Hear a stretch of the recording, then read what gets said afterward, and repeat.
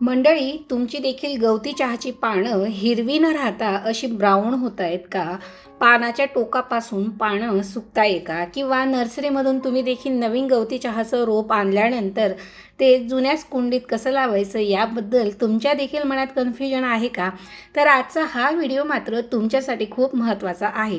कारण आज आपण फक्त गवती चहाला खत कसं द्यायचं एवढंच पाहणार नाही, तर आपल्या गवती चहाची पानं ब्राऊन का झालेली आहेत, ती पानं कधी आणि कशी कट करायची, त्यासाठी माती कशी असायला हवी आणि याला पाणी किती लागतं, सूर्यप्रकाश किती महत्त्वाचा आहे, शिवाय नवीन रोप रिपोर्ट करताना मात्र कुठली काळजी घ्यायला हवी, शेवटी गवती चहा भरपूर हिरवी वाढ होण्यासाठी आपण त्याला कुठलं ऑर्गॅनिक फीडिंग करायचं आहे, हे सगळं आज आपण पाहणार आहोत. सो हाय हॅलो नमस्कार मंडळी, मी राजश्री आणि तुम्ही पाहत आहात सिंपल गार्डनिंग मराठी. सो मंडळी, चला तर मग आजच्या व्हिडिओला सुरुवात करूया आणि आपल्या या गवती चहापासून.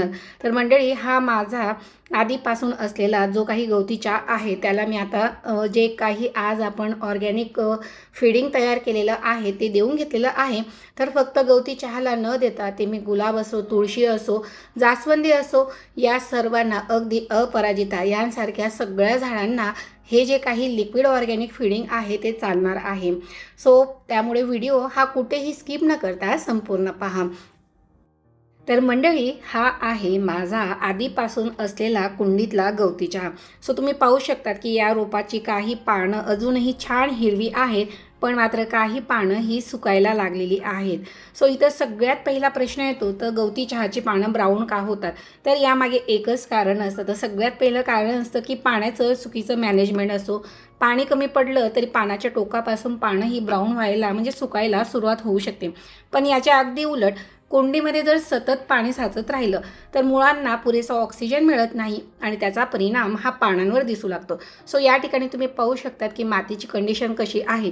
आणि हे जे नवीन नर्सरीमधून आणलेलं रोप होतं, सो याला देखील मी 3 ते 4 दिवस झाले पाणी दिलेलं नव्हतं, कारण त्याला रिपोर्टिंग करून घ्यायचं होतं.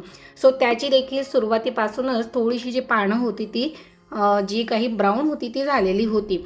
आणि यानंतरचं सर्वात तिसरं कारण म्हणजेच ट्रान्सप्लांट किंवा एन्व्हायरमेंटचा जो काही स्ट्रेस असतो तो झाडांवर अशा प्रकारे दिसून येत असतो.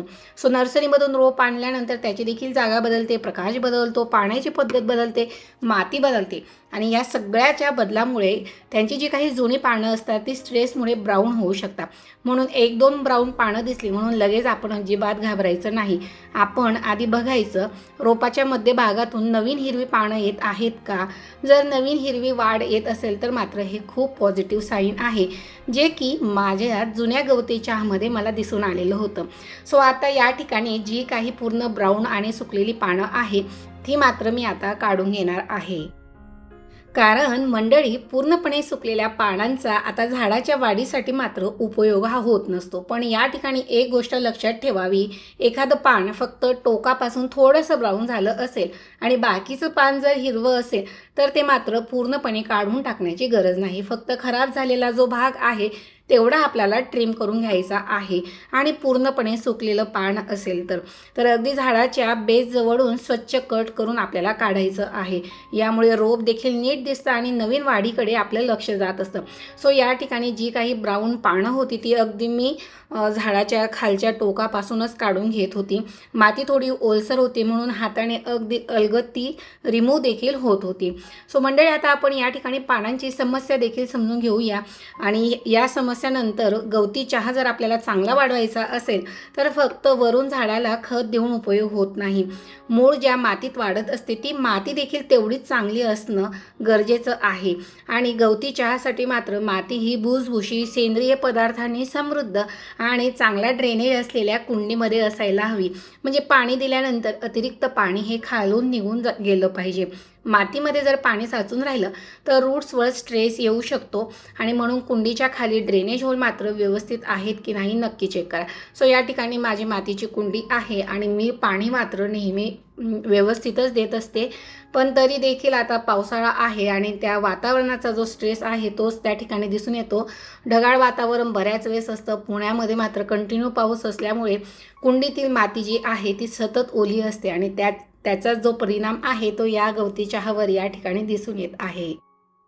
आणि यानंतर मंडळी पाण्याचं मॅनेजमेंट, जे की गवती चहाला पाणी आवडतं, पण याचा अर्थ असा नाही की रोज आपण भरपूर पाणी द्यायला हवं. पाणी देण्याआधी मात्र मातीचा वरचा थर तपासा. माती जर अजून ओली असेल तर मात्र त्याच ठिकाणी थांबायचं आणि माती कोरडी वाटली तरच मगच झाडांना पाणी द्यायचं. आणि विशेषतः ऑगस्टमध्ये पाऊस सुरू असताना बाहेरून पाऊस पडला असेल तर वेगळं पाणी देण्याची तर गरजच नसते. म्हणून फक्त कॅलेंडर बघून नाही तर माती बघून झाडांना पाणी द्यायचं असतं. हा नियम फक्त गवती चहासाठीच उपयोगी नाही तर सर्वच झाडांसाठी उपयोगी आहे. त्यानंतर सर्वात पुढची गोष्ट महत्त्वाची म्हणजे सूर्यप्रकाश. गवती चहाला भरपूर प्रकाश मिळणं गरजेचं आहे. चांगला सूर्यप्रकाश मिळाला तर पानांची आणि नवीन फुटव्यांची वाढ चांगली होण्यास मदत होत असते आणि शक्य झालं तर गवती चहाला चांगला उजेड आणि सकाळचं ऊन मिळेल अशाच ठिकाणी ठेवा. पण नर्सरीमधून अगदी नवीन रोप आणलं असेल तर ते लगेच मात्र खूप कडक आणि दुपारच्या उन्हात ठेवण्यापेक्षा काही दिवस हळूहळू त्याला नवीन प्रकाशाची सवय लावणं चांगलं. त्यामुळे ट्रान्सप्लांटचा जो काही स्ट्रेस असतो तो कमी करण्यास देखील मदत होत असते.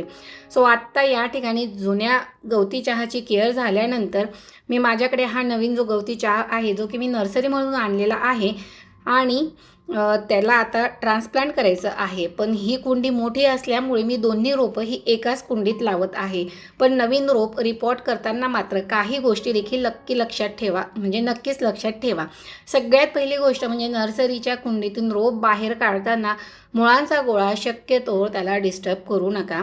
मी या ठिकाणी थोडी माती काढून घेतलेली होती कारण की नर्सरीमधून आणलेल्या मातीमध्ये बऱ्याच वेळेस कीड असते, शंख असतात.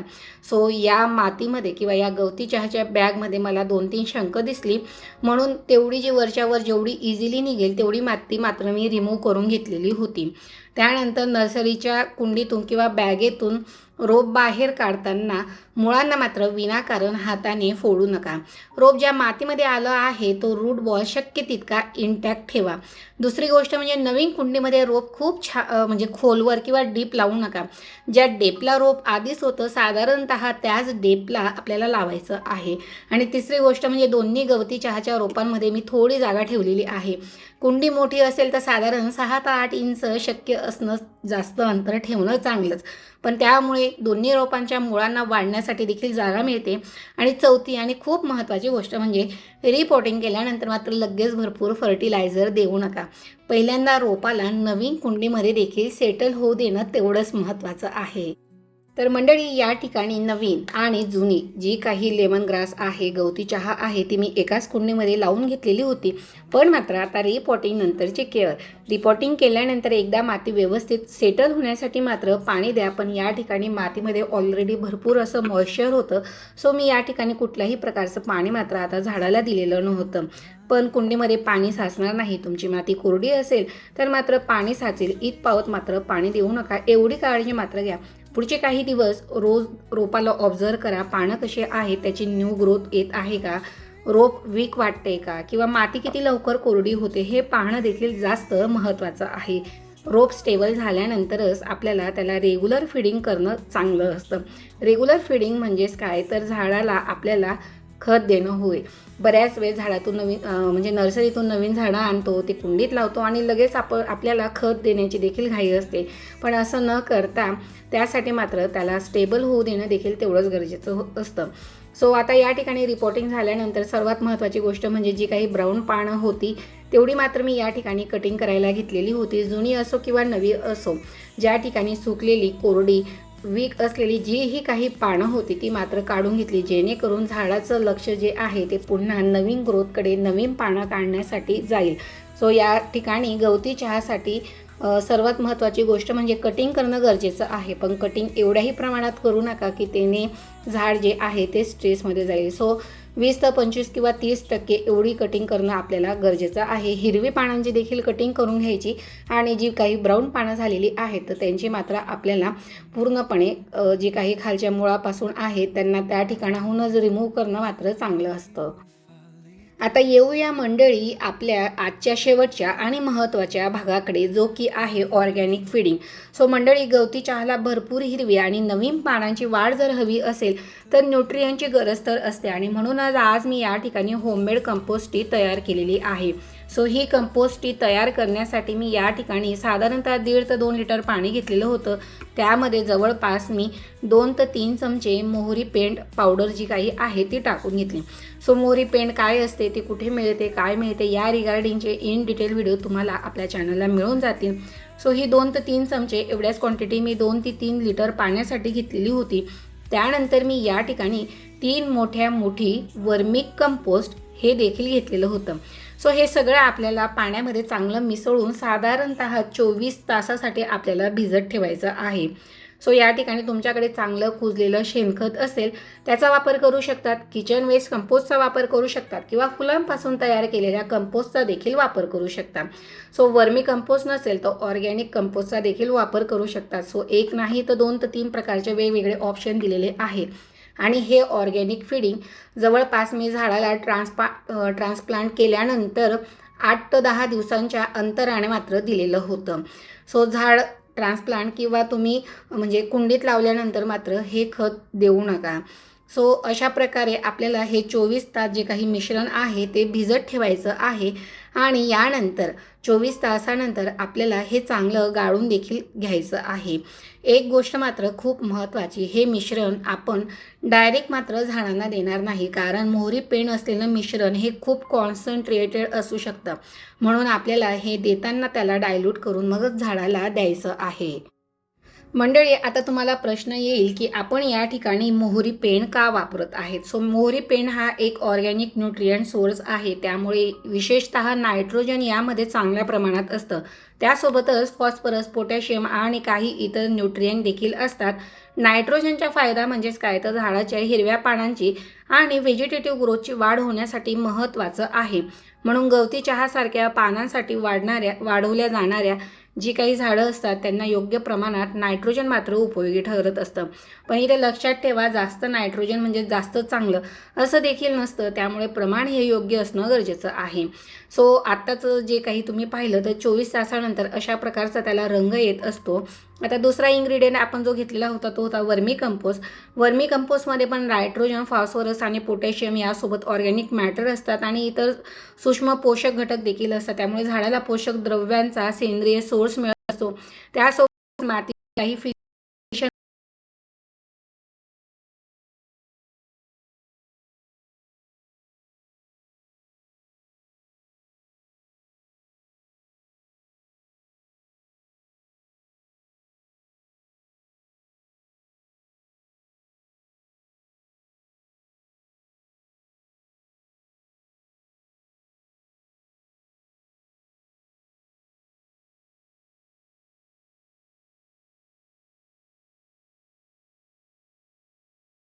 पुढे काय फायदा त्याचा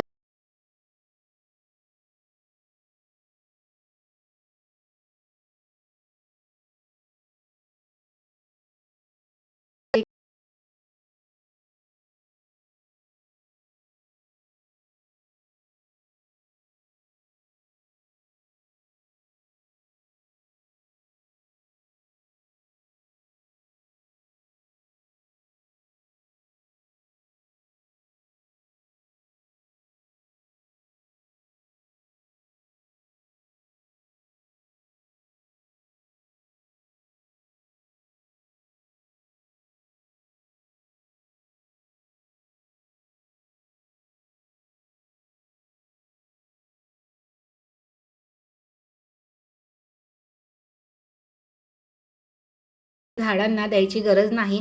साधारणतः 3 ते 4 आठवड्यांच्या अंतराने म्हणजेच महिन्यानंतर तुम्ही हे पुन्हा झाडांना देऊ शकतात. तर मग मंडळी, आज आपण आपल्या गवती चहाची अगदी सुरुवातीपासून कंप्लीट केअर पाहिली. पानं ब्राऊन का होतात, पानं ब्राऊन कशी आणि कधी कट करायची, मातीची कंडिशन कशी ठेवायची, पाणी आणि सूर्यप्रकाशाचं मॅनेजमेंट कसं करायचं, नवीन नर्सरीच्या रोपांचं रिपोर्टिंग करताना कुठली काळजी घ्यायची आणि शेवटी मोहरी पेंट आणि वर्मी कंपोस्टपासून तयार केलेली कंपोस्ट टी कधी आणि कशी किती अंतराने द्यायची हे सगळं आपण पाहिलं. सो आता पुढच्या काही दिवसात या गवती चहाला पुन्हा नवीन फुटवे कसे येतात, नवीन पानांची ग्रोथ कशी होते आणि आपल्या फिडिंगचा त्याच्या ग्रोथवर काय फरक पडतो हे आपण नक्कीच पाहणार आहोत. तुमच्याकडे देखील गवती चहाचं रोप आहे आणि त्याची पानं जर जर ब्राऊन होत असतील तर मात्र मला कमेंटमध्ये नक्की सांगा. आणि हा व्हिडिओ उपयोगी वाटला असेल तर व्हिडिओला लाईक करा, सिंपल गार्डनिंग मराठीला सबस्क्राईब करा आणि गार्डनिंगची माहिती तुमच्या गार्डनिंग करणाऱ्या मित्रांसोबत मात्र नक्की शेअर करा. सो पुन्हा भेटूया अशाच एका नवीन आणि प्रॅक्टिकल गार्डनिंग व्हिडिओमध्ये. तोपर्यंत मात्र happy gardening, take care and bye friend.